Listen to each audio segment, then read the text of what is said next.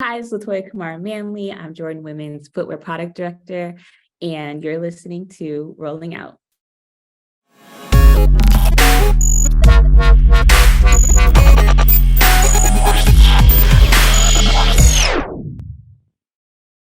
What is going on, everybody? Back again here for Rolling Out. Your host, Malik Brown, you know, here at Rolling Out. We love to talk about people that are making an imprint on the sneaker industry, no matter who it is. And today, I'm with no other than Miss LaToya Kamara Manley. She is the Global Footwear Product Director for Jordan's Women. Miss LaToya, how are you doing today? I'm well. How are you? I'm doing good. Thank you for coming on and speaking with us about everything that you do here, of course, at the Jordan brand. But to start off, I got to ask you, how did it all start for you? Where did your love for sneakers come from? For sure. Well, I'm from Portland, Oregon, born and raised. And if you're familiar with Portland, it is the birthplace of Nike. So, I was raised essentially in Nike Town. And so I've always had a love of sneakers. And that was just expounded by having a love of fashion, of music, of Black culture, and just wanting to be a part of the community that exists within sneaker culture. And so I grew up in this industry, and it's always been kind of like a part of who I am. And I'm always been very passionate about women in particular in the sneaker culture, because I'm old enough where you used to Google women in sneakers and you would find one woman wearing Air Force Ones and a bikini. And that representation just wasn't meaningful enough for me. And so I knew that I wanted to be a part of this industry and to make change in this industry. When you talk about that, when you go on Google or something, you type in and you don't see much when it comes to women in sneakers. What did you think needed to be done? Where did you start when it came to making that change? Yeah, I think what I thought really needed to be done was that we would just have different voices and different opinions and different types of fashion, and being more inclusive about the type of women that exist in the industry. And to be a part of that change meant that I just needed to immerse myself deeper into the industry, and wanting to work in a business where I could have, I could affect that change and actually be a part of those conversations, and bringing in my own thoughts and opinions, and working with a team that was dedicated to making change. So of course, Nike, Jordan brand, the biggest sneaker company, of course. For you in your role as global footwear product director, what is your role? What is your day-to-day responsibilities? Yeah, so I work on a team where we basically take a lot of the insights that are happening from our consumers, and we create a product line that is dedicated to building Jordan Women's brand's footprint for women specifically. So on a day-to-day, we are just constantly just mining whatever insights we get to make sure that any product is relevant, that the stories are things that she's looking for, that it fits with the looks that she's trying to create, that it has the vibe that she wants to kind of give to the world. And on a task level, we are responsible of managing the actual footwear process. So it typically takes about 18 months to create a product from start, ideation concept to finish an actual shoe in your hand on shelf. So we start 18 months in advance, just thinking about what we want the brand to look like, how we want it to be represented. And then we work with amazing design teams, amazing developer teams, and we manage this process of ensuring that this product hits all these different gates to actually come to life. 18 months is a long time. I did not know. You watch. I don't know if you have you watched Air? I have watched Air.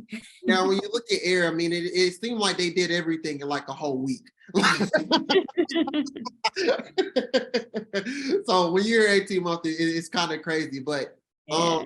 when you talk about finding that shoe, finding that design for that, maybe that woman athlete.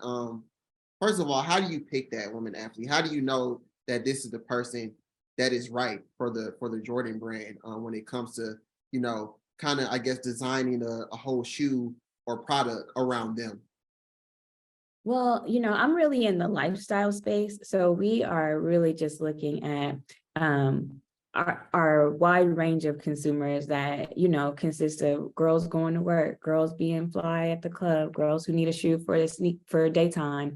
Um, we're not necessarily like just thinking about one particular athlete or asset. We're really trying to look at serving millions of consumers ideally. So we do have like ways that we kind of pinpoint, okay, we know this is a sharp place where we can get after, and that will influence maybe the broader scheme of the marketplace. But we spend a lot of time doing a lot of research and meeting with a lot of people to gather as much as we can and then bring it into more of a narrow scope. When you hear the word sneaker culture, it can mean a lot of things. A lot of people do a lot of things in the sneaker industry, but specifically for you, when you hear sneaker culture, what comes to your mind? What do you think about?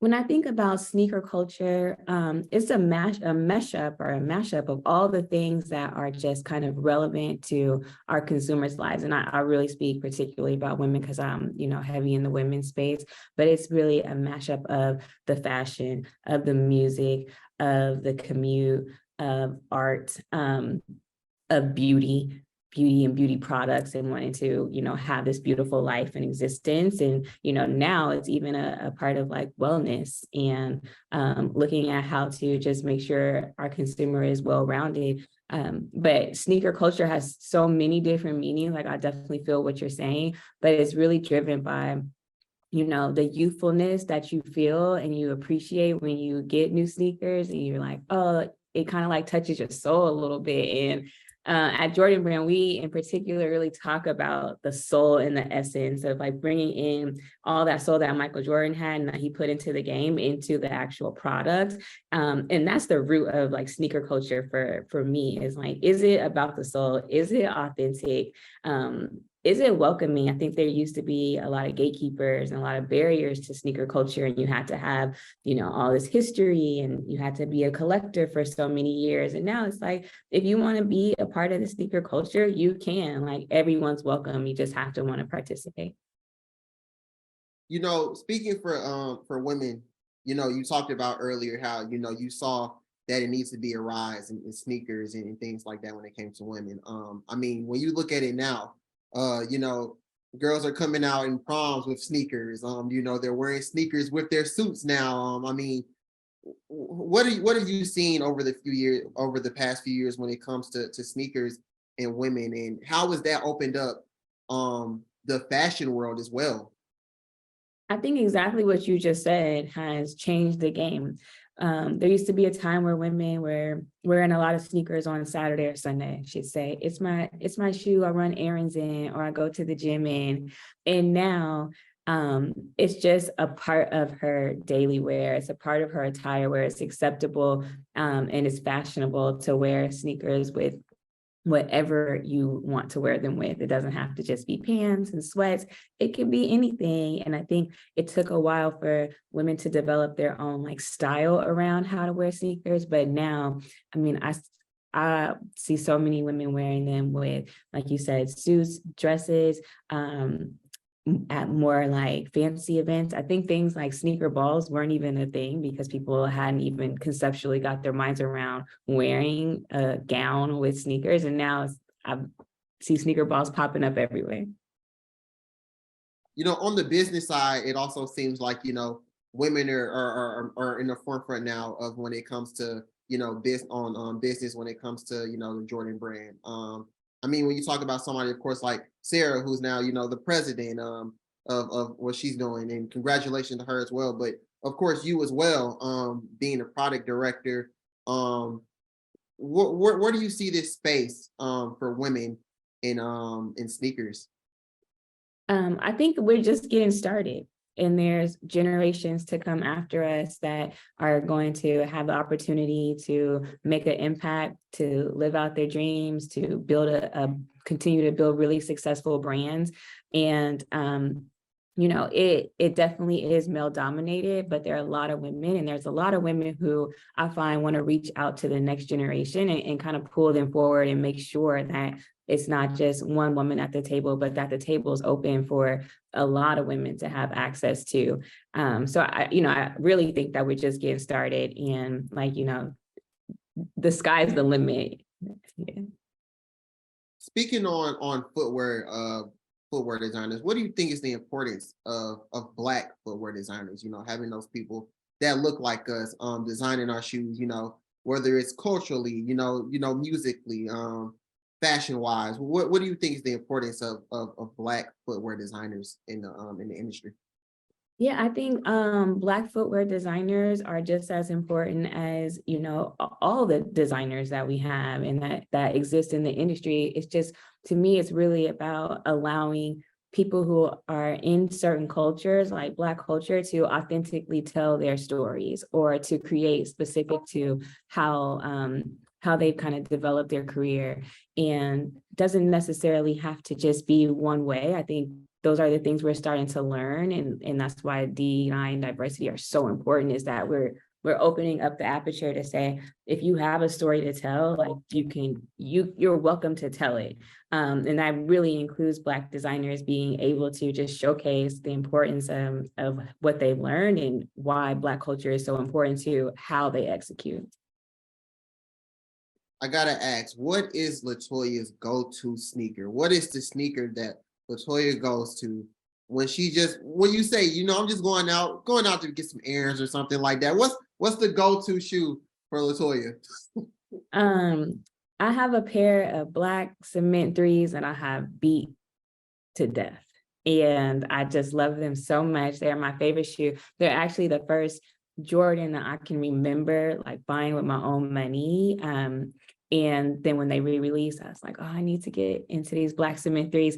And I'm mad I didn't get more than one, because now these ones have had it, but they just go to everything. And three is my favorite silhouette. So What do you think that sneakerhead needs to know when it comes to sneakers? Whether it's history wise, or whether it's, where did this shoe come from? Who made it? What do you think sneakerheads? Because mostly sneakerheads, some of them just like to just sell them, but some people need to know the history of course, where they come from. What do you think sneakerheads need to know? In 2023. That's a good question. I think sneakerheads need to know that there are teams that are dedicated to building these products. And I think it's easy to just assume that it's one person making some decisions, and you get what you get and you don't throw a fit. When in actuality, there's a lot of research that goes into the products that come out. There's a lot of time. This is a lot of passion, and the people at the brands really are in service to the consumer and wanting to create the future and wanting to push culture forward. Jordan Brand's mission, their company mission, how does that mission align with what you wanted to set out to do when you were just a little girl, when it came to footwear and sneakers? How do you two align and are able to, create something bigger within the industry? Yeah, I mean, I'm fortunate enough to work for the Michael Jordan brand, who is arguably the best basketball player, one of the best athletes of all time. So the standards are really high, expectations are really high. We know, the values that Michael Jordan has kind of set for himself, but also for all of us that work here. And so when, we talk about our mission and how we want to be perceived in the world, in the industry, it's really about kind of going beyond the status quo and not putting those limits on yourself. And that's how I like to think of my career too. It's like, whatever you want to do, whatever I want to accomplish, I know that there's the opportunity to do that. It's just really about having the mindset to think beyond what and what I know, and challenging those thoughts and making sure that I'm just pushing. If it feels too comfortable, then, maybe there's a little bit more further to go. We talked about Air earlier. When you see a movie like Air and, you look at how it all came to this point, And you see other movies, of course, I know and one movie came out a couple maybe a year ago or so, you know. Do you feel like there should be a emphasis on maybe telling the story of more sneakers through films, through shows? Where do you see that space with sneakers and, you know, telling the story through films and shows and things like that? Yeah, I think that there is a lot of opportunity to continue to tell stories, and I think our consumer wants it. I think there's a space for it. And it just further kind of illustrates all this great work and history that has gone into brands like the Jordan brand and other brands too. And it's really cool to see things kind of come to life in that way, you know, on a big screen. So I think that there's lots of opportunity. I would welcome all of those kind of videos and movies to come to fruition. And I think our consumer would be really excited and happy about it. Well, Ms. LaToya, I want to thank you so much for coming on and speak with us about everything that you do, the future of sneaker culture. We really appreciate you here rolling out. Before you go, let the people know where they can find you. What if Nike Jordan brands coming out with anything that maybe in some exclusives we need to know about. This your time to let us know, you know, let us know more about you and where we can find you.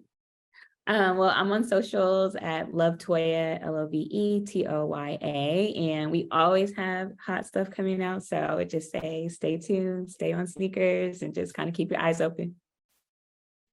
Well, y'all heard it here first. Thank you so much, Mrs. LaToya, for coming on to speak with us. We appreciate you, and we are here supporting you at Rolling Out. Thank you. Have a good day. Thank you, everybody. Thank you for checking this out. This is Rolling Out. Your host, Malik Brown, my special guest, Mr. LaToya Kamara Manley, and we are